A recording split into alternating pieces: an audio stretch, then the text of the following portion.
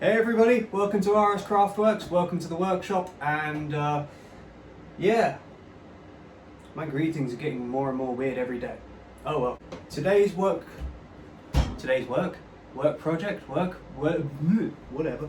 Basically, what I'm doing today is I am starting a very, very exciting project. You can see a big chunk of a piece in front of me, and I am going to finally replace this annoyingly shaky thing. I hate this thing. But I've worked long enough on it to know why I hate it. So that's why I'm going to build my very first woodworking workbench. So I've got big chunks of this stuff. This is beech. I've also got some maple to make the rails for the legs. And this is basically going to be mostly a beech workbench. And with a few highlighted things, because I am a snob, unfortunately. I have to have a full hardwood workbench.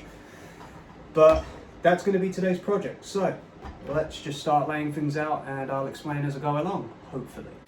Alright then, so I bought some lengths from a hardwood dealer. Stick with who you know and you should be fine when it comes to timbers.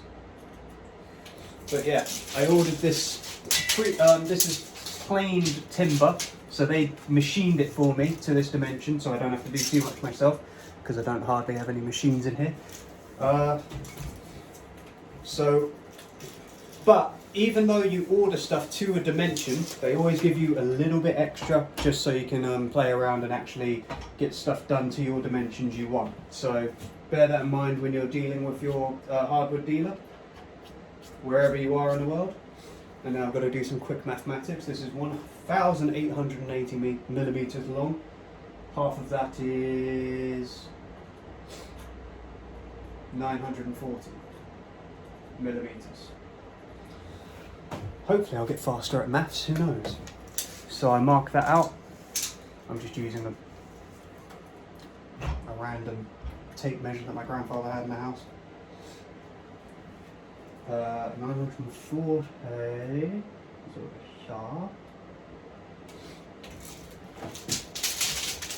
and one thing to bear in mind when you get machined lumber as well is very doubtful they'll actually machine it square. Close enough, but not fully 100% square. So if you've got the equipment or the time and the patience, you can always try and square this up perfectly yourself to give yourself more of a chance. In my case, I'm just being dodgy. It'll be close enough. So there's the halfway mark.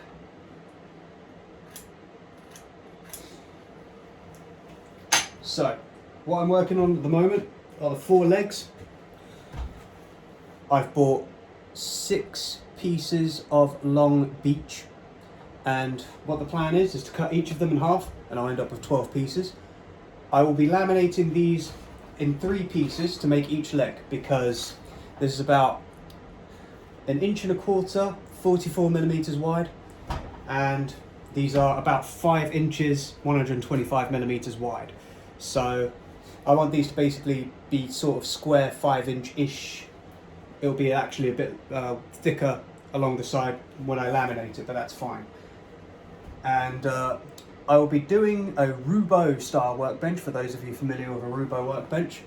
So there'll be a dovetail tenon as well as a normal wedge tenon as well. So 2 of these on each of the legs will be cut in half, and then the joints will actually be cut into them as they are separated. And then I laminate them all together using dowels to align everything, and that will make the legs. So let's get on with it. Alright then, so all of the legs have been cut, and I've now got 4 legs, each 3 ply, and then I've also got my rails cut up to size as well.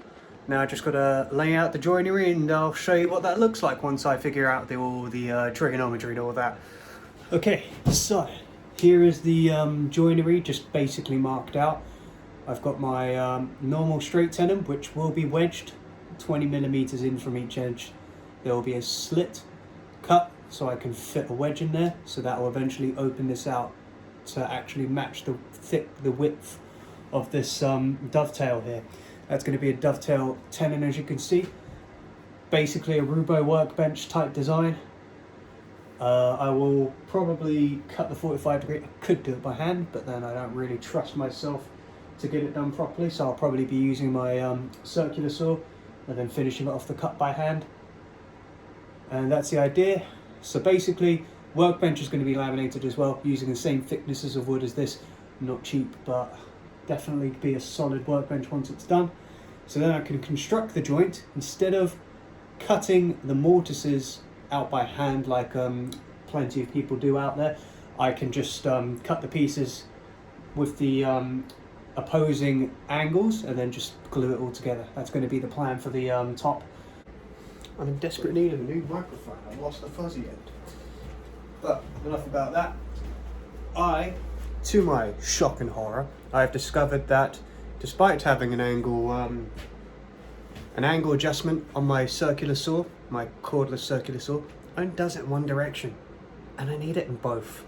So I have been forced to cut this by hand, which actually, it's not too bad. I mean, you can see I had to clean up the middle of it here because there's a big line here, but it's not too bad considering this is my first time doing this by hand. Give me a break. And I've figured out a method, or at least from what I've learned on the internet, I managed to get a fairly decent cut for an amateur who hasn't done this type of joinery before. So let me show you how I went about that. All right then, I'm prepared this time. No, this is my first take on this shot. So you can kind of see on the camera there, I have a layout of where the joint is going to be cut off. And I penciled it in first. I penciled in the whole thing to make sure it looked good. And then what I did on the other side, I also did it on this side as well, is I've knifed in each of those lines with a scalpel blade.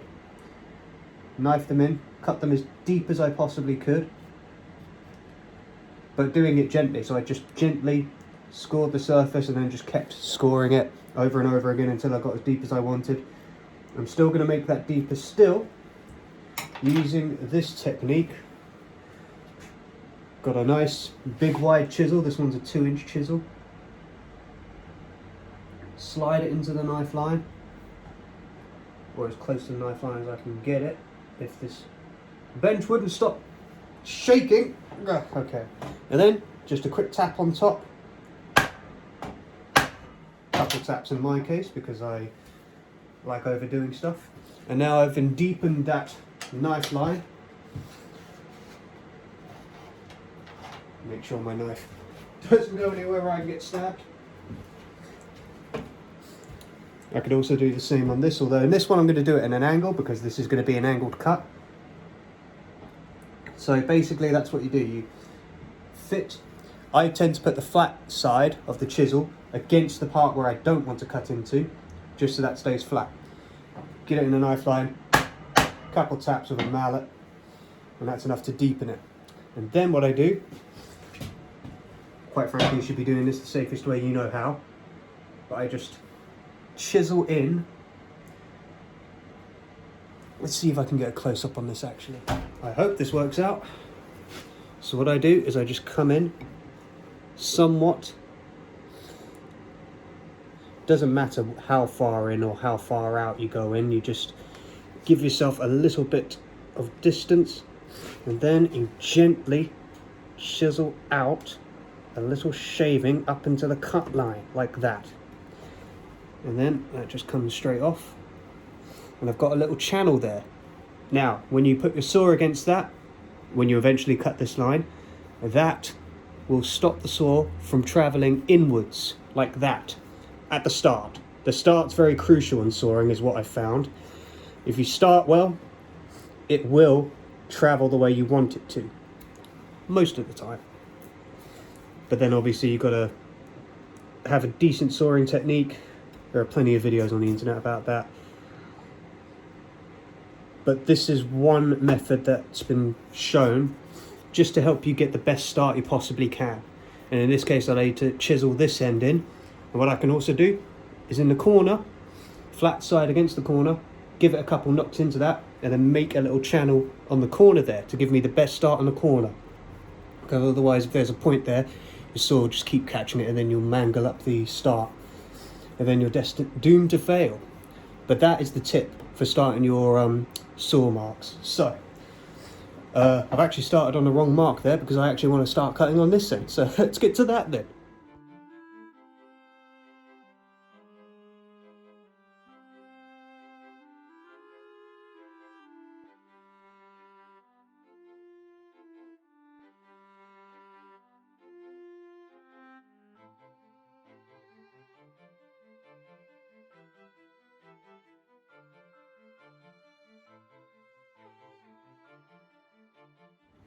Hello there. Alright then, so I have chiseled in. You can see the channels very clearly there where I've got the dovetail, and you can see clearly on the end grain there where I'm going to cut. Next step is to start sawing. So I have to do some home jiggery before I'm ready to saw, so give me a sec. And there we have it. This is clamped down. I've had to lower this bench down because the way I'm going to saw is a bit unconventional. Hopefully you should be able to see it fairly okay. Sorry for giving anybody any motion sickness. Alright, so I'm using a tenon saw just because it's a rip cut, and that's really the type of cut we're doing here. Of course, quite frankly, as far as I've experienced, any saw will do the job, just some saws do a smoother job than others. So choose what you can, use what you've got. In my case, I'm going to be doing this. Now, the first thing I try to do is try and keep myself as square as possible, although quite frankly, my bench isn't square at all, so I just try and, if anything, I try and edge away from the dovetail joint, just so if there is any pairing to do, I don't want to cut into the dovetail joint, I want to cut away from it if possible. But you try and go as square as possible, and what I try to do is using my finger as a sort of a stop. You can feel it hit against the little fence that you made, and you just want to initialize a cut. So professionals make this look easier than it really is, because it really is not that easy. But it starts going eventually.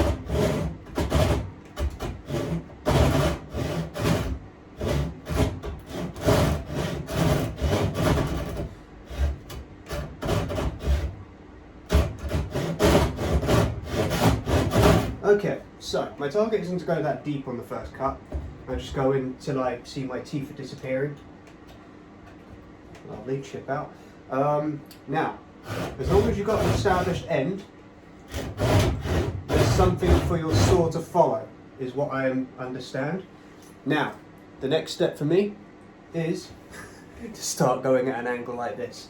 This is where things get a bit scary, but the principle is basically you just saw, try and follow the line that you have made yourself here. You've got a little channel here, try and back onto that channel as much as possible, and if you don't get onto the channel, as long as you don't cut into the dovetail joint, it's not a big deal, you can always clean it up.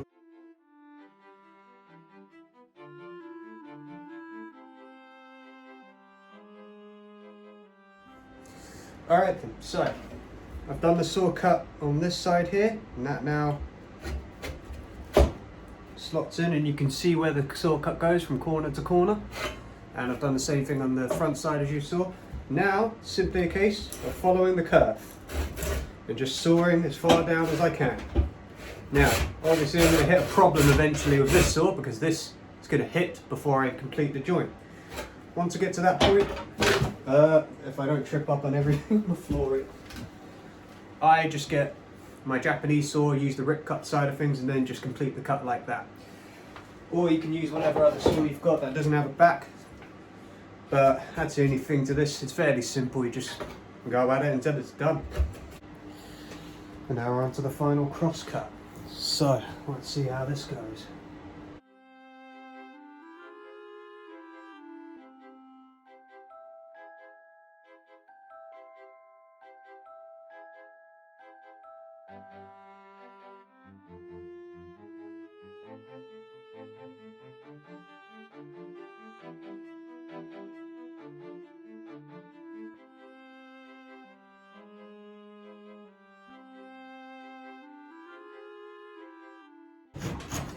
And there you go.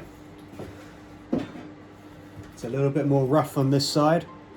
You can see where two saw cuts were made.